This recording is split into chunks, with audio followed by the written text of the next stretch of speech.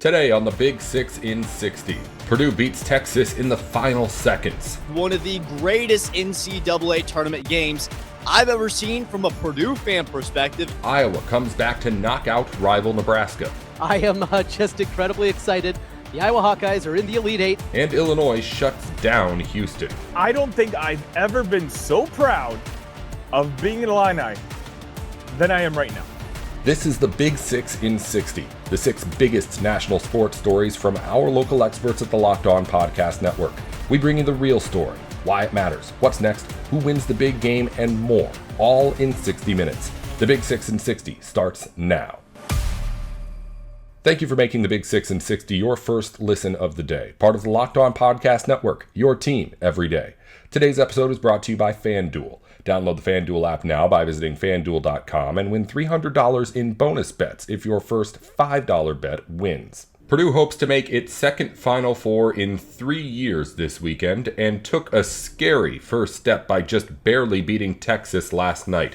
Trey Kaufman-Renn tipped in the game winner in the final seconds, and Nick Garvin recaps the thriller on Locked On Boilermakers. Last night was one of the greatest NCAA tournament games I've ever seen from a Purdue fan perspective. It was a little bit too close for call, but at the end, when it matters, 0.7 seconds left on the clock, Trey Kaufman-Renn tips in a Miss Braden Smith layup to win the game against Texas, sending Purdue straight to Saturday in San Jose for the Elite Eight. So we're going to talk about that fantastic finish on today's episode. Then we're going to get into survive in advance, how Purdue was able to do that, why they didn't play the perfect game, but they were still able to survive in advance to Saturday in the Elite Eight. Then we'll get into Purdue's Elite Eight matchup in San Jose. It's Arizona. The 1 seed, it is Purdue. The 2 seed, this is the first time Purdue has not been favored in the NCAA tournament. So can they pull the upset in the Elite Eight? That's what we're going to finish off talking about in today's episode. But first, today's episode is brought to you by Mazda. Like our players, we're driven by the details. Highlights make the real, but the work behind them makes it count. Stay tuned for this week's Mazda's moving the game forward. The all-new Mazda CX-5, more to move every side of you. Man, oh man, oh man. Was yesterday's game against Texas a crazy one? There were points in that game where I thought Braden Smith, Fletcher Loyer, and Trey Kaufman-Renn, and I had an Oscar Clough at that point too. I thought that their collegiate careers would be over. I was genuinely scared there, especially. So we have a 3 there at the 5-minute mark. Purdue goes down by 4, and I'm sitting there thinking, and let's talk about Tremont Mark here for a second, who Fletcher Loyer, he gets under his foot. He's limping up and down the court the whole time, almost ends with 30 points. Credit to Texas for the way that they've played in the NCAA tournament and the fight that they showed Purdue yesterday. They gave the Boilermakers everything they could handle. So you have that shot to go up by 4, but Purdue, they keep pushing. They keep pushing. Trey Kaufman-Renn continues to convert down low, get high-quality looks. Oscar Clough gets back on the floor with 4 fouls and is able to produce at a solid level. Braden Smith had a much better second half. And, of course, Fletcher Loyer had all of Purdue's threes in this game, which is something we're going to talk about. That's the big thing for me. But Purdue continues to fight back. They gain a 3-point lead. Foul Matas Vokatitis down low to make him shoot free throws. Somehow, the 7-foot Lithuanian who shoots it from the charity stripe only about 60%. He makes it both to get the lead down to 1. On the other side, Braden Smith, I believe, made both of his free throws to get it back up to 3 points. But then Texas, they cook up some magic going down the other way. Dalen Swain, he gets inside to the basket, and one of the worst foul calls I think I've ever seen. I didn't think it was a foul at all. The officiating was completely questionable in this game, but Dalen Swain, he goes up for a layup.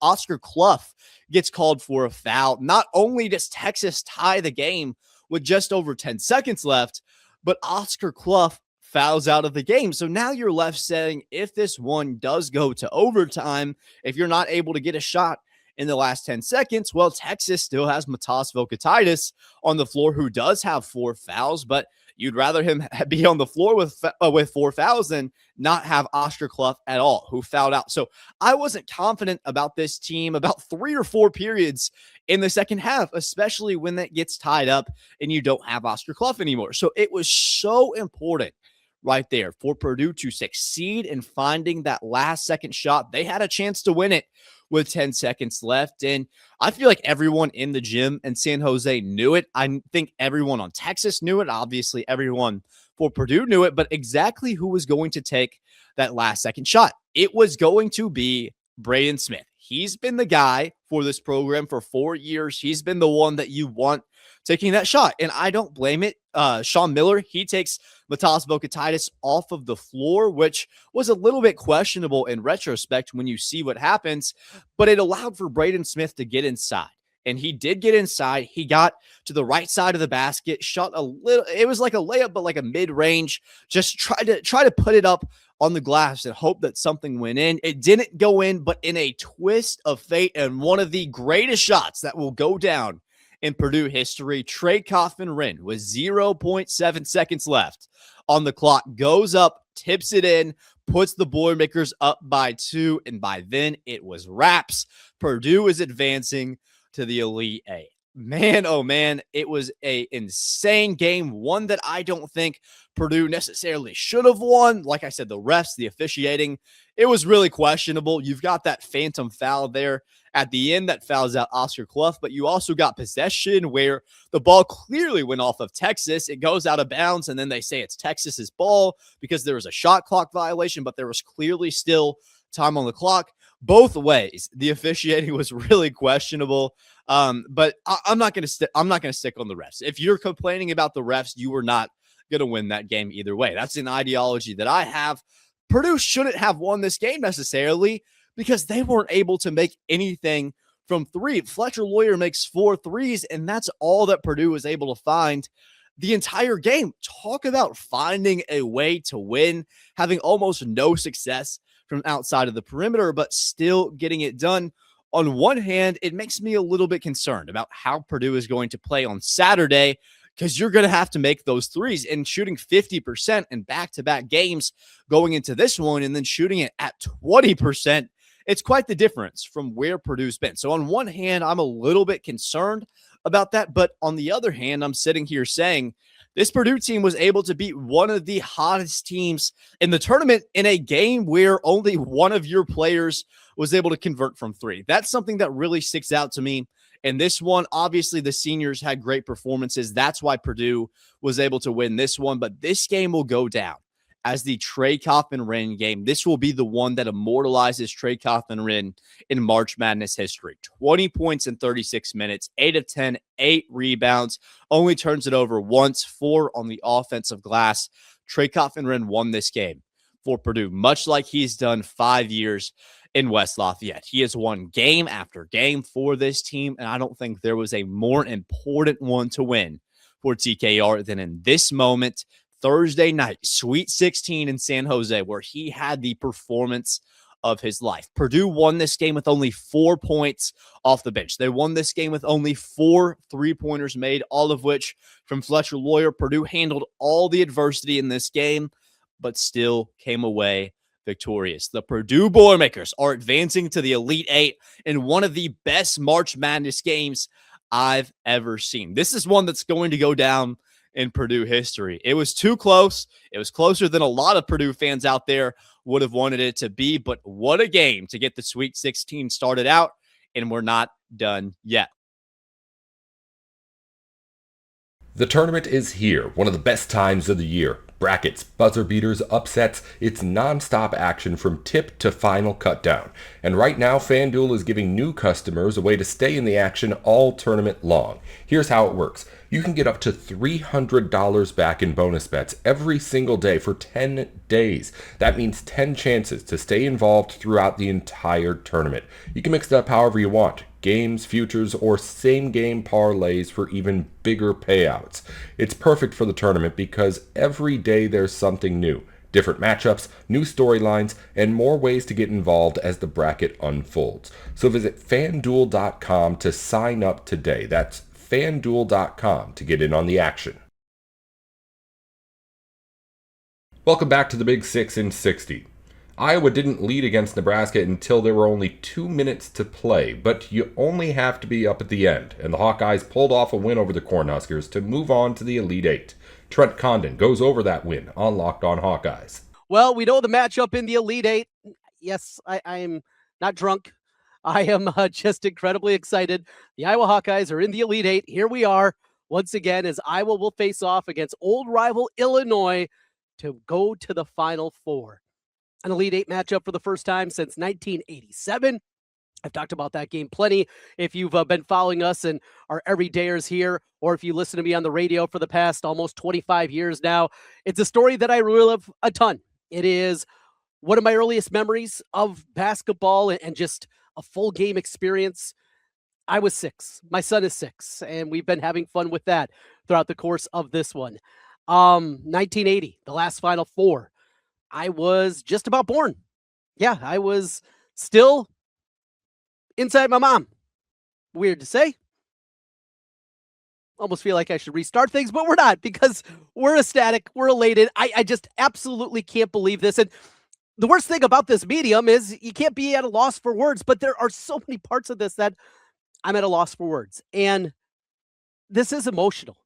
And there's parts of this industry, there's parts of this business, there are parts of what I do on a daily basis that you do become a little bit calloused. You do hear the things that probably annoy most people out there when you hear sports talkers, people in the radio industry, people that do podcasts, and you lose your fandom. And I never want to have that happen to me. And for people that know me know how important Iowa basketball is and how it is my first love.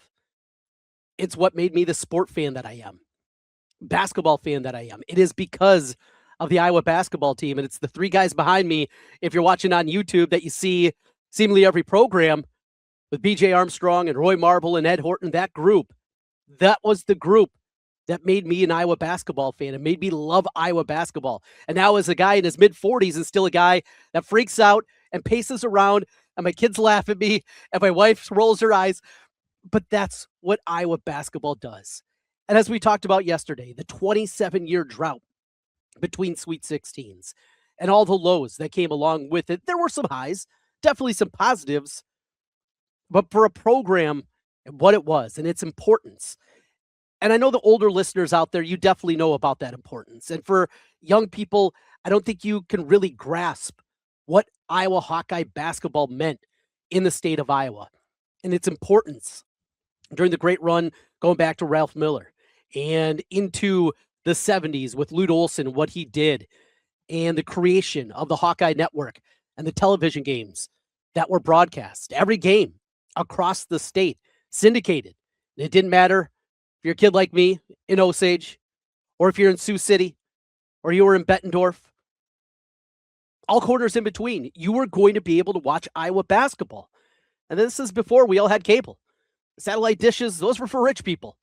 It was a different era, but you knew you had Hawkeye hoops, and that's what it was. And here we are now today talking about a team back in the Elite Eight, 1987, the last time that we saw it happen. So how it unfolded, and boy, you talk about a group of guys that is all coming together, all clicking at the right moment, and some of the things that we've been begging for at different points throughout the course of this season.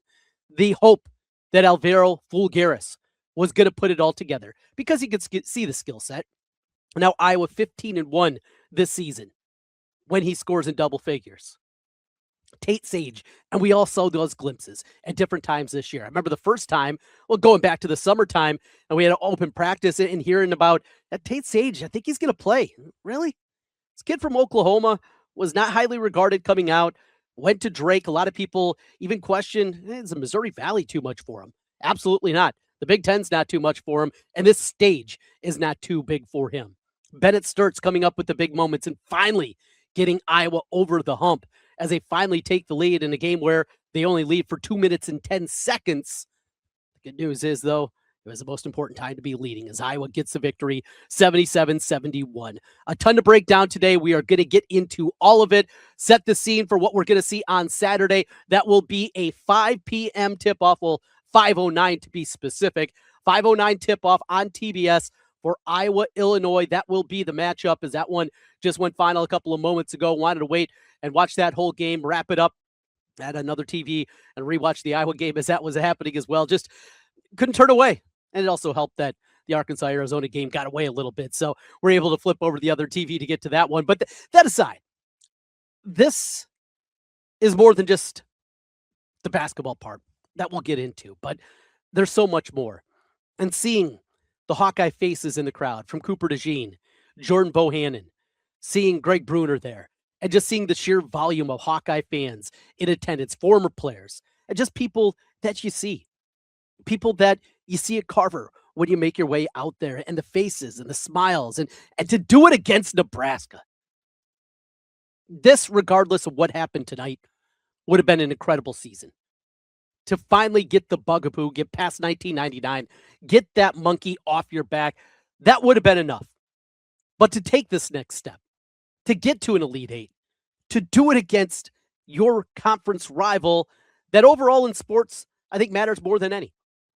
As I mentioned a lot, it depends, I know, where you grow up, family connections, those kind of things. And because we have so many border states here in Iowa, that's important. And for our people over in the Quad Cities, well, I know this one in the Elite Eight against Illinois is going to be even bigger. But for the Western flank, we get it plenty in Central Iowa as well. It's Nebraska. And as this rivalry has built after they joined the Big Ten, then you throw in the fact you got Price Sanford, a guy that was a Hawkeye, an older brother that was a guy that laid it all on the line for the program. Price departed,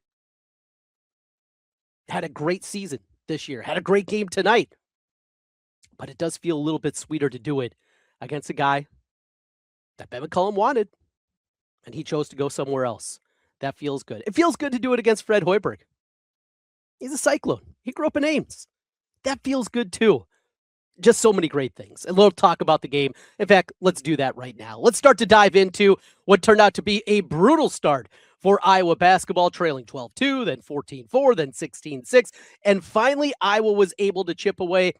We'll get into the whole game, some of the big moments that happened there, and dive into the box scores. We'll go inside the numbers here on Locked On Hawkeyes. We are reliving an incredible 77-71 win over Nebraska as Iowa moves on for the Sweet 16 and down to the Elite Eight. Ben McCullum in year number 1 has already won 3 games in the NCAA tournament. Illinois' defense shut down Houston in Houston last night. The Cougars scored just 55 points on the day, and the Illini became the 3rd Big Ten team of the day to advance to the Elite Eight. Sonny Verma recaps on Locked On Illini. I don't think I've ever been so proud of being an Illini than I am right now. And I don't know the guy. He doesn't know I exist. But the job that this coaching staff and Brad Underwood for years, they've been calling out, screaming at him for his inability to make adjustments, that his teams were soft. And all week long, every single Houston Cougars account on Twitter or on YouTube, and all the national guys on YouTube were all talking about how, hey, Houston's going to punch you in the face. And that's the one big advantage that this Houston team's going to have over Illinois. And is Illinois going to be able to respond? Is Illinois going to be able to play their style of basketball in Houston against Houston? The answer was no. In fact, the answer was they out-Houstoned Houston today. Oh, by the way, I'm 2.5 minutes into the show. I probably should have mentioned Illinois with the 65-55 victory over the Houston Cougars. Ladies and gentlemen, Illinois is going to the Elite Eight. And there's a lot of apologies that are owed my way in the comment section, and I know I'm not going to get them, but I will bring it up regardless. This is these live post games. This is what I do it for, right? I go live after Wisconsin. I'm at the United Center. I drive home. I know everybody's going to be in a bad mood, and most people are like, leave the post game for the next day. I'm like, nope. This is just the thing I do. This is where we get to celebrate together on some occasions. Some occasions we do therapy sessions together. And it's all for moments like this, where collectively we all get to celebrate what I'm not joking when I say one of the most incredible performances by Illinois I've ever seen. And I'm not saying anything like in regards to the box score. Illinois scored 65 points today. Illinois scored, I mean, someone can probably tell me in the comment section how many times Illinois has scored more than 65 points in a half this year. But it's more so the way that the world was telling us, and I'm going to say us. I know some of you guys find that tacky. Whatever. It's my show. The way the world kept telling us that we were going to lose, that we wouldn't be able to step up in the moment, that we'd get intimidated by the crowd, that Houston is just too rough and tumble. Hey, Houston went to the national championship last year. Illinois is too soft. They lost 5 out of the last 9 in the at the end of the regular season. Oh, they only beat a 14 seed, an 11 seed coming into here. They haven't proven anything. What about now? How about now? In a matchup between two of the top, I think 6 teams in the country when it comes to KenPom, a defensive darling, the best defense in the country against the best offense in the country. What almost always happens? Defense wins, right? What about now? This is what it's all about. It's a few minutes before midnight, and this is a game where, quite honestly, sure, a lot of us wish they could have wrapped it up a few minutes early because Houston did make that run at the end of the game. And a lot of us probably got a little tense, got a little sweaty. My Talk Illini Discord, those guys know I'm on my 3rd shirt of the day watching that game. But it was all worth it. Because what couldn't have been done, or what we were told could not have been done, was done. And they didn't even do it in the Illinois way. This was not in any sort of way an Illinois game, except for the fact that we didn't really foul Houston, which I know is going to piss them off. But you know what? If you watch the Locked On crossover with me and Parker, Locked On Cougs, I said, hey, Illinois is not going to foul you. You're going to be upset about it. And I'm sure that's going on all the social medias.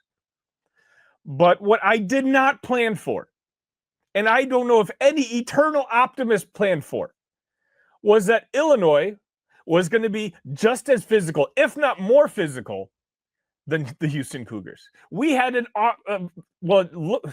now I'm looking at the points per possession. They rescued it by the end of the game, but offensively, this was not a good game for the Illini. I'll go over the box score in a little bit, but this was just an all-out team effort, and I have to give credit, and again, some of you need to as well, to Brad, to Cameron Crocker. They've spent 5-6 days on working on a game plan for this Houston Cougars team. And what's incredible to me is 2 minutes into this game, I watched this Houston Cougars defense. I'm like, oh, yeah, they're up for it today. They played as good a defense as a defensive team can play. And you saw it. Illinois wasn't making any shots in the first half because all the shots that they were shooting were contested. And yet, the reason I felt a little more optimistic about this game than I have in years past is because I see that, you know what?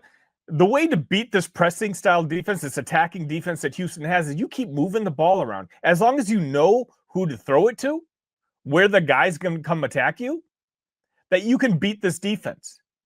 And I can't believe it, but Illinois was so well prepared for that today.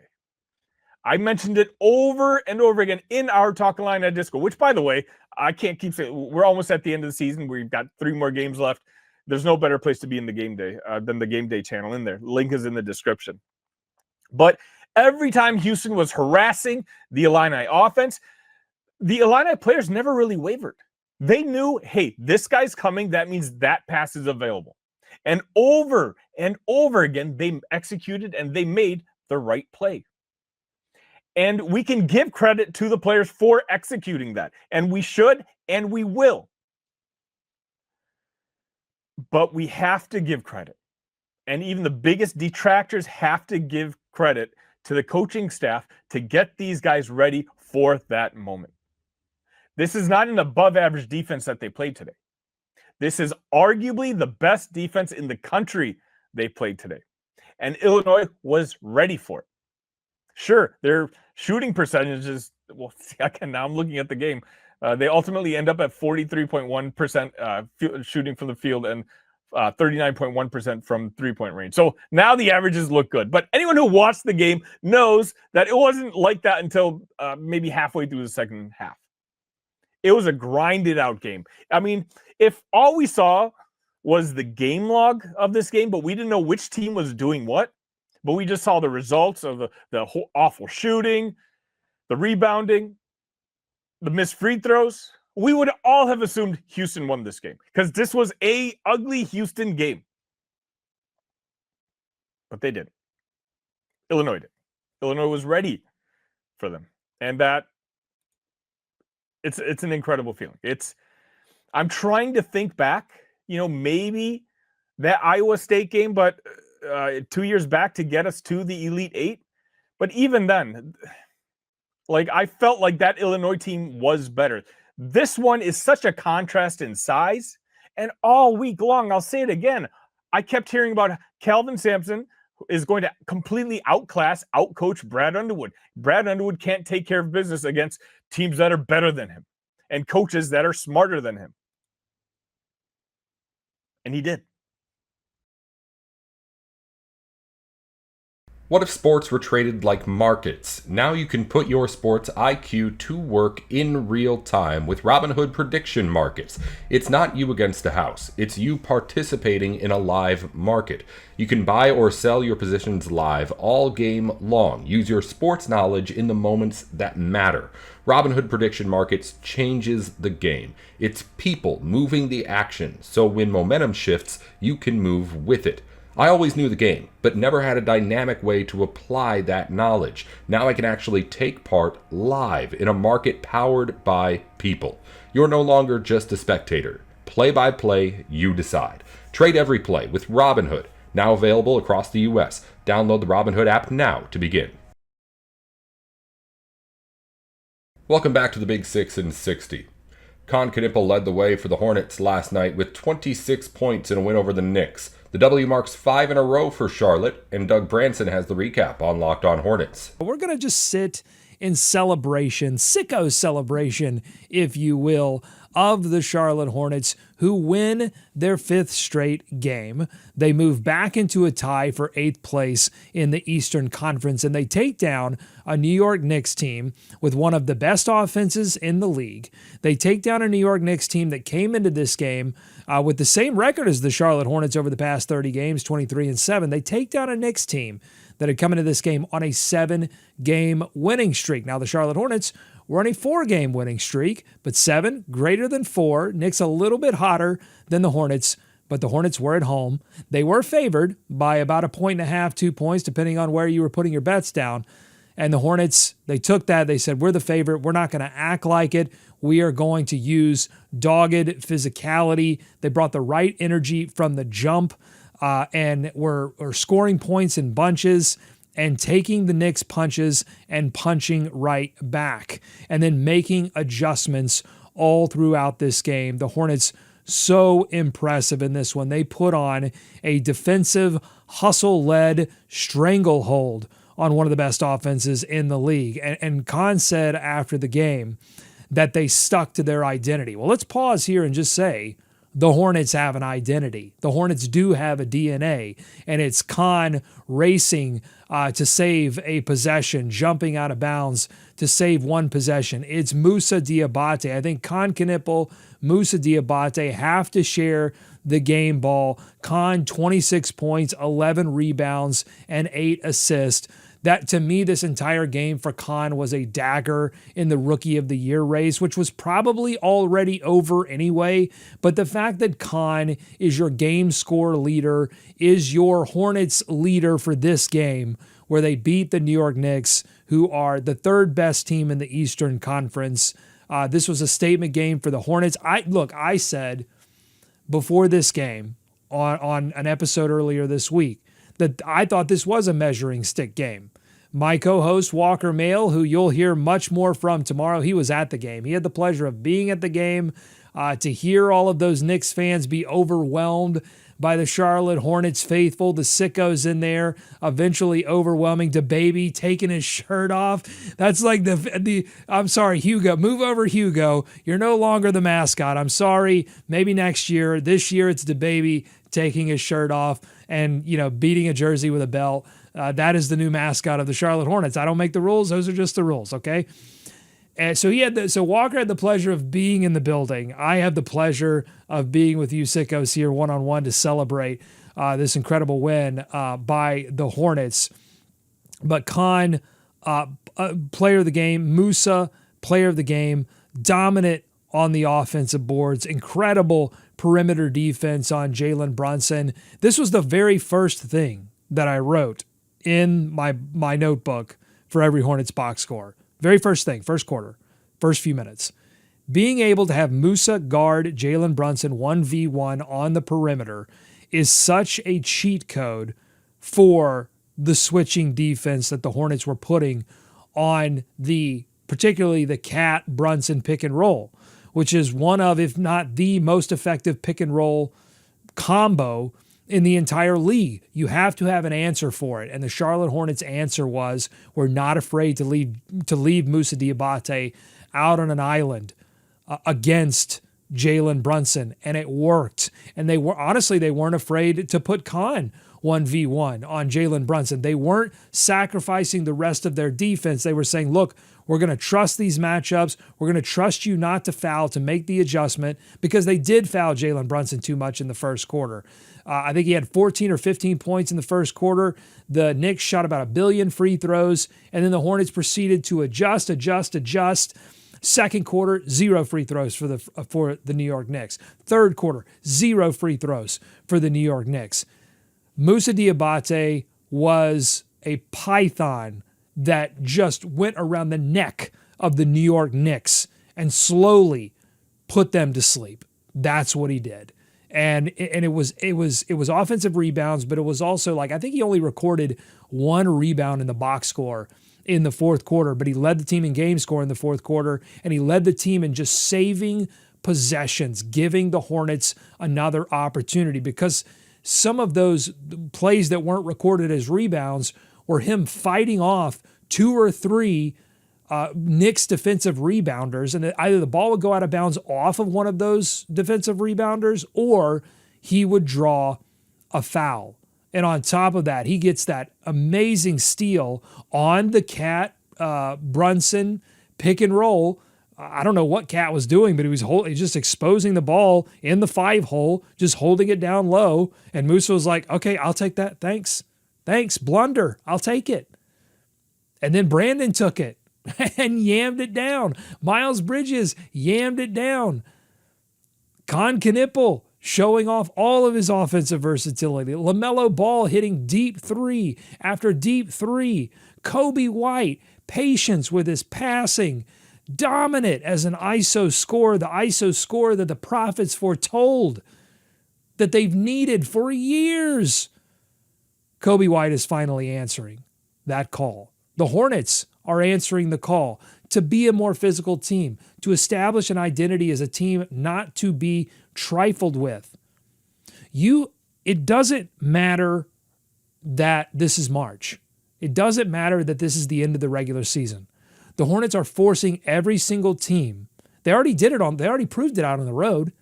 And now they're bringing the show back to Spectrum Center and they're saying to teams, if you come into this house, you better be ready to play. I'm not sure the Knicks were entirely ready for everything that the Hornets were throwing at them in that first quarter. They were ready for the physical play, and they kept their composure despite the fact that I thought the officials were calling a playoff whistle at the rim, meaning they weren't calling contact at the rim. Hornets started to get into that a little bit of back and forth with the refs, but they reined it in. Charles Lee got the boys focused on doing what they needed to do to beat the Knicks, doing what they needed to do to keep Jalen Brunson from scoring in double digits in another quarter and burying them. They were the better team, and I think they made a case, not just that they were a better team tonight, but I think they are establishing the case now that they have to be taken seriously as potentially a better team in some of these playoff series that they could be a part of. If it's 6-3 against the Knicks, I mean, honestly, depending on Cade's availability and his, once he comes back, what state he is in, if it's an 8-1 matchup out of the play-in, I think the Hornets have to be taken seriously as, you know, a real threat in the first round. I don't think, I mean, not even the Celtics. I don't know that there's a single team in the Eastern Conference that wants to see this offense the way it's playing right now, because there will be a game in the 7-game series that the Hornets don't shoot the basketball particularly well and fall apart. They might get beaten. But I think the Hornets have been proving over the past, I mean, really since the All-Star break, that they can string enough games together, that they're not one-off, one-on, that they have an attitude and, as Khan said, an identity that they're able to establish early in a game and stick with. Now, the team is still young. The team is still inexperienced.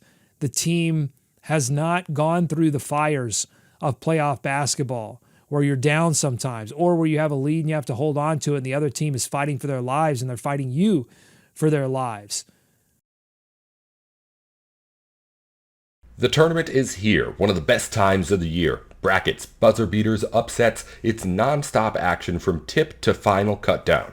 And right now, FanDuel is giving new customers a way to stay in the action all tournament long. Here's how it works. You can get up to $300 back in bonus bets every single day for 10 days. That means 10 chances to stay involved throughout the entire tournament.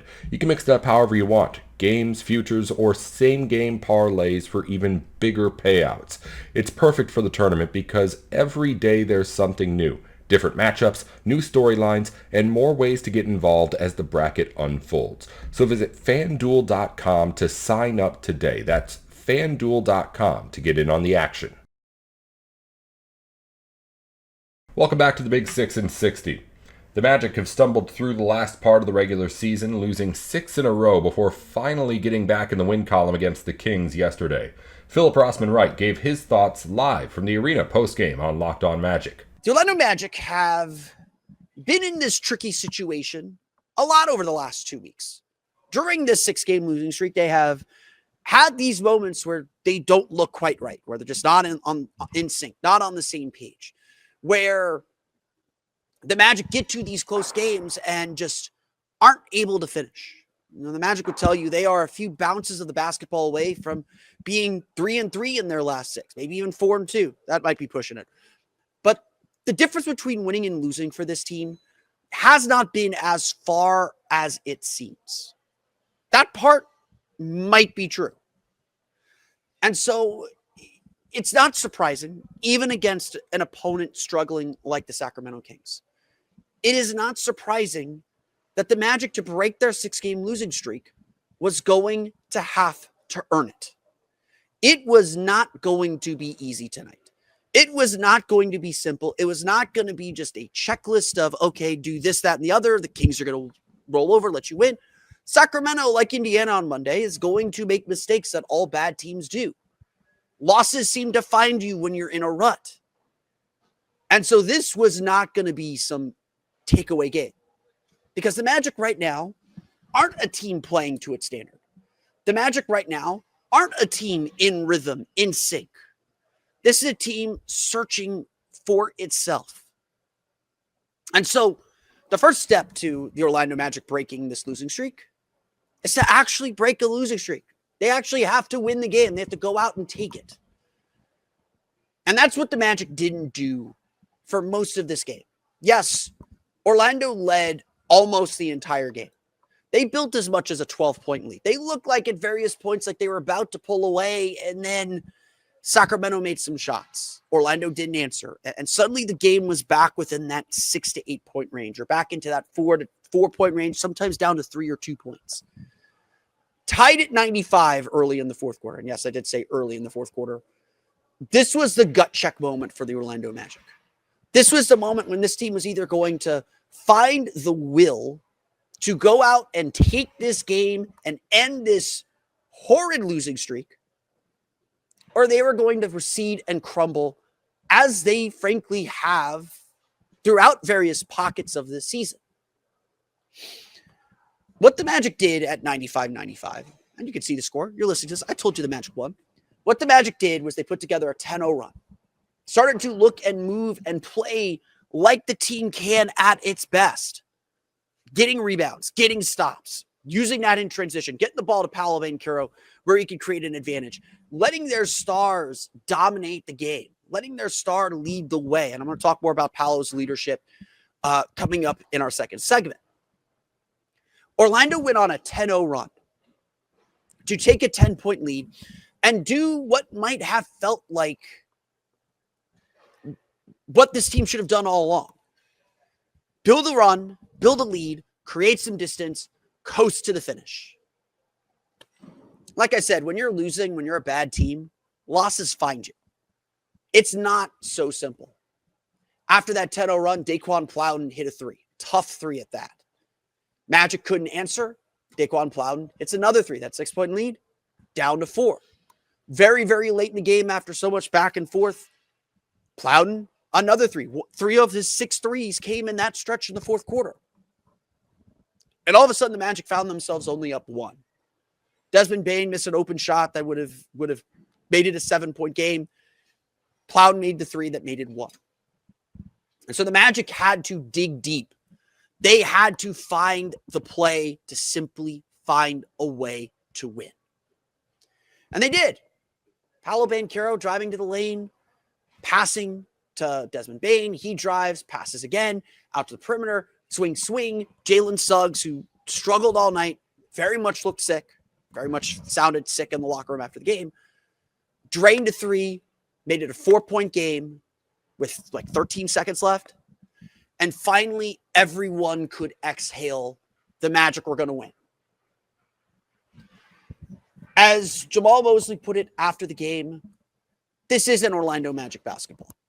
They didn't defend at all. Or if they did, it was super inconsistent. A 123.2 defensive rating for the Orlando Magic. This was about as bad as the Magic have. This is the worst stretch of defense the Magic played in a while. That's 3 straight games giving up more than 120 points per 100 possessions.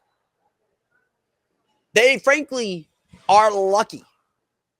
They are frankly lucky that the Sacramento Kings are not a good team. Credit to DeMar DeRozan. Credit to Malik Monk. Credit to Daquan Plowden, the former Osceola Magic player. Credit to that whole starting lineup. Precious Achiuwa had good minutes. Maxime Reynaud had good minutes. Credit to the Kings. They did not quit on this game. It's a team that wanted to make a statement after scoring only 90 points against the Charlotte Hornets on Tuesday. This was a team that was still playing with a little bit of pride, injured as they might be. Listen to our friends at Locked On Kings. New host James Ham is a legend among Kings fans and in Kings coverage. Sacramento wasn't rolling over. And frankly, I don't want teams to roll over. The Magic need to earn every win right now. They need the reps. They need the practice. And they need to see and they need to recognize they did not play to their standard. The message from Jamal Mosley after Tuesday's game was that we are doing a lot of the right things and maybe shots aren't falling, but we're not going anywhere if we don't get back to our defensive identity. That's been the message for the last 2 days. And the Magic did not do that again tonight. They did not defend with much intensity. They let guys get to their spots. They lost track of cutters and players off ball. They struggled on the offensive glass. There were a lot of weird bounces in this game. They let guys get comfortable and into rhythm.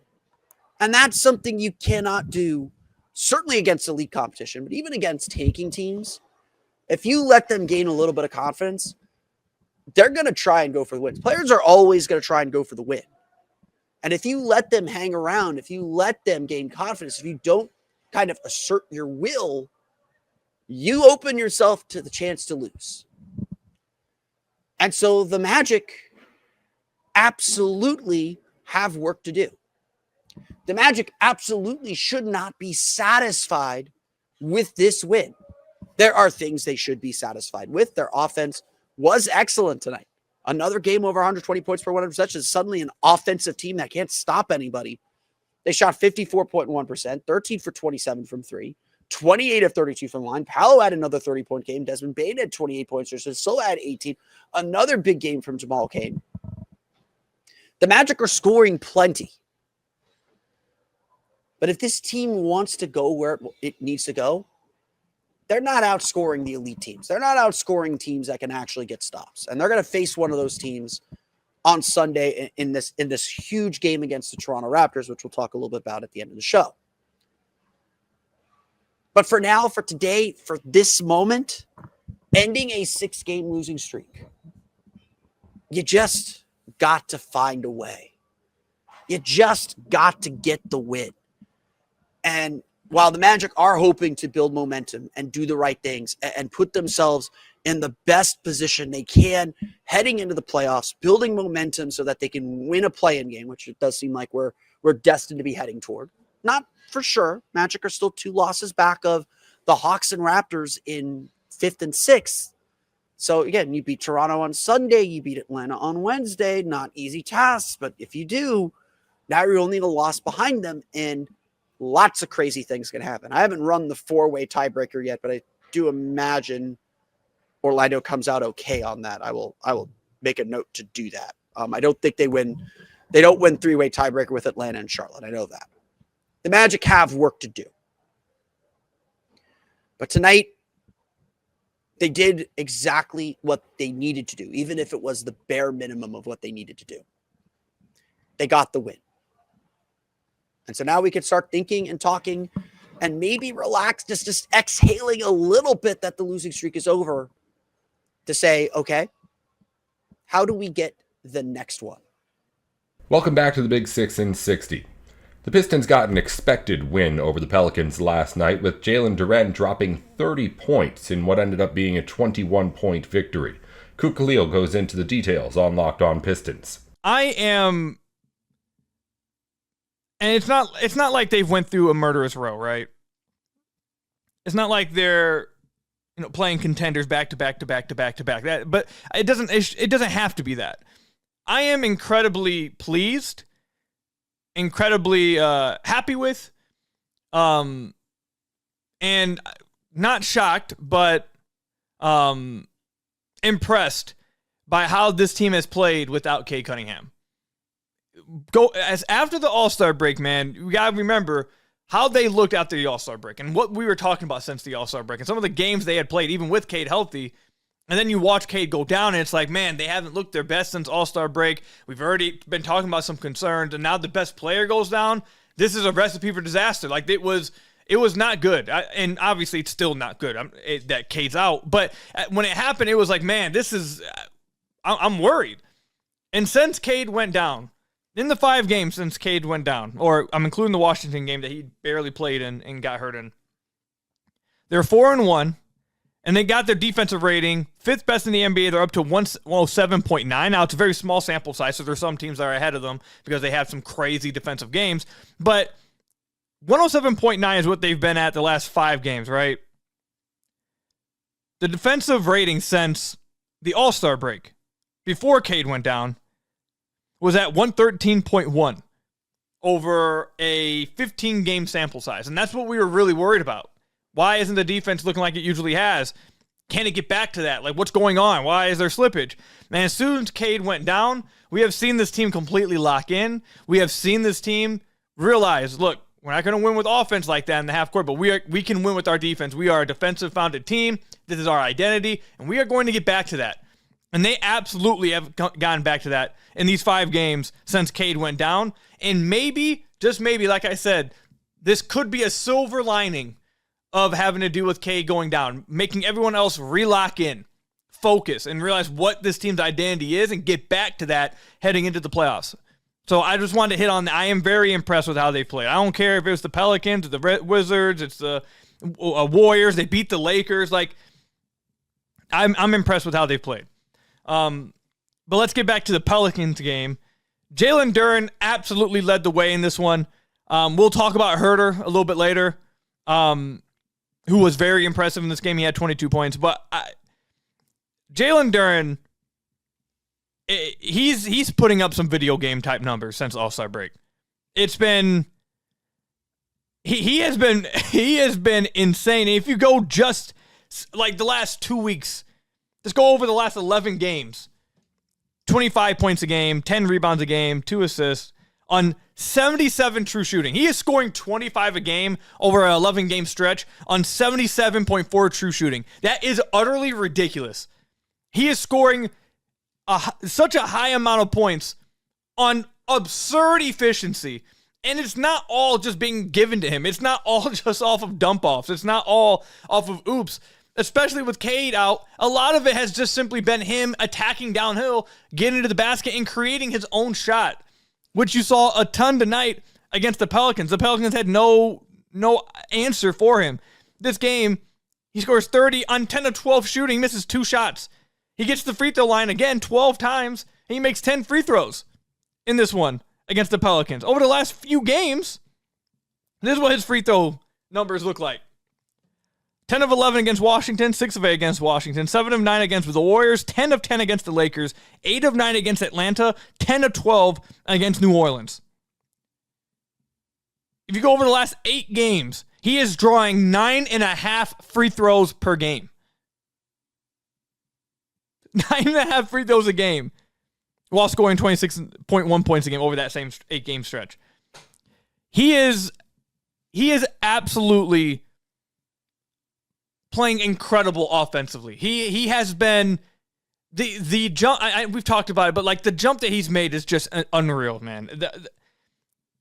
To be able to score this efficiently on this type of volume with Cade or without Cade, either or, he's been uber efficient. Since Cade went down, he's been efficient. Before Cade went down, he's been efficient. He's been scoring he's been fantastic. And probably like even a bigger point or a bigger takeaway I have from Jalen Duren's recent stretch, like, forget the scoring for a second, which is hard to do. I get it. Hard to do when someone's scoring 30 on this type of efficiency. I mean, 30 points and 86 true shooting. My God, man. That's just crazy. But just put the shooting away for a minute. All season, I have sat here and said, the scoring improvement is great, but I'd love to see him get some of that passing back, because I think that could hurt them in the playoffs if he's not able to make some reads. And over the last 3 games, we've seen him have 3 assists against the Lakers, 3 assists against the Hawks, and in this game against the Pelicans, he has 7 assists in this game. He was on triple-double watch. And the 3 assist numbers against the Lakers and the Hawks don't do him justice, because I watched all these games. He is back, at least over this 3-game stretch, which gives me so much more confidence going into the playoffs that, 1, he'll be able to do this, and 2, the Pistons will be much harder to stop. We are seeing him consistently make short roll reads. We are consistently seeing him, or we are seeing him more often make short roll reads as a passer. We are seeing him more often make passes off the dribble on his drives. Now, he's still going up with a lot of his drives, and it's been insanely efficient. Keep doing your thing. But along with that, we are now seeing him the last few games keep the scoring, keep the aggression as a scorer, while also unlocking some of that passing and looking for guys. And when defenses put too much pressure on you or put multiple guys on you, he's been making these reads, which has been absolutely incredible for me to see. That I guess I've kind of, which is absurd to say, and it probably does him a disservice. I'll admit that. I've somewhat become numb to his scoring because of how consistent it's been.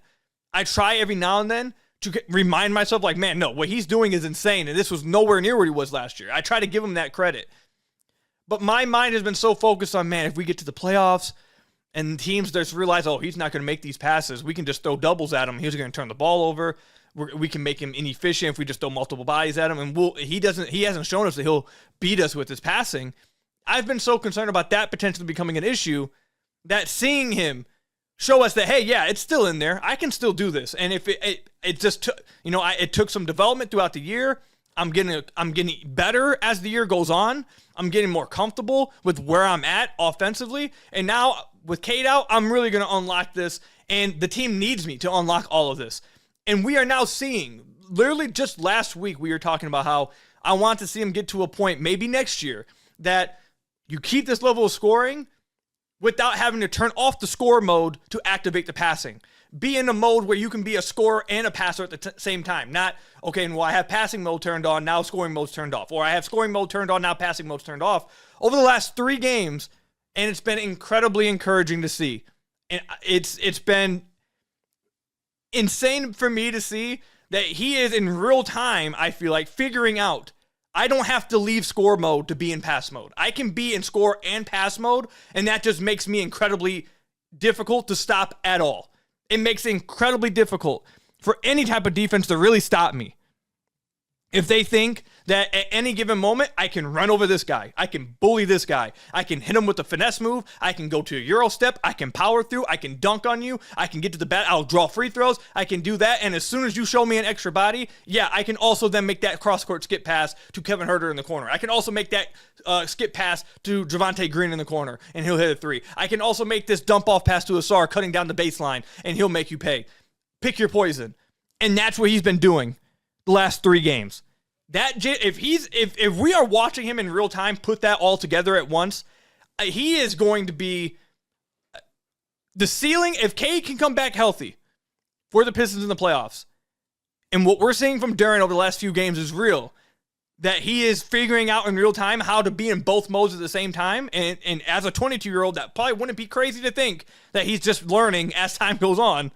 If that's happened, the ceiling of the Detroit Pistons in the playoffs just went way higher. What he's doing without Cade as a primary creator, and now Danis has been good, so I don't want to make it seem like he's just playing with no point guard. Danis has been good.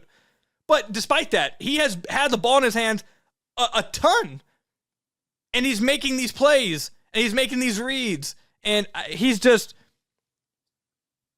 been incredible, man. He's just been absolutely incredible. We'll wrap it up here. The last 3 games for Jalen Duren.